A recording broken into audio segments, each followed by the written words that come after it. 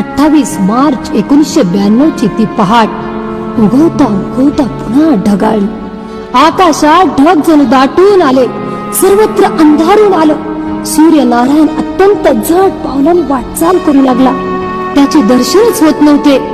त्याचा प्रकाश मंद आला होता. सारे वातावरण सुन्न झाले होते.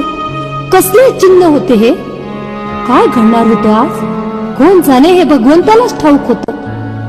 आचार्य भगवंतांचा थकवा वाढतच होता. मृत्यू सकाळपासून दबा धरून होता. काळ आला होता, पण तो वेळेची वाट पाहत होता. काय सांगू, आता तो सूर्य अत्यंत जड पावलांनी वरवर सरकू लागला आणि सारे अंधारून आले. भक्तांना काळानं आपला डाव साजला. आचार्य श्री आपले शरीर आसनावर सोडून निघून गेले. सूर्य पश्चिमेला डुंबला, परंतु त्याच्या किरणामुळे चारही बाजूला संधी प्रकाश पसरला.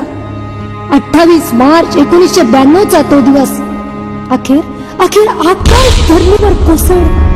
ही बातमी वाऱ्यासारखी देशाच्या कानाकोपऱ्यात पसरली. त्यांच्या अंत्यदर्शनासाठी देशाच्या कानाकोपऱ्यातून लोक अहमदनगरची वाटचाल करू लागले. जनसागर पार्थिव दर्शनासाठी उसळत होता. लोक दर्शन घेत होते. या दुःखद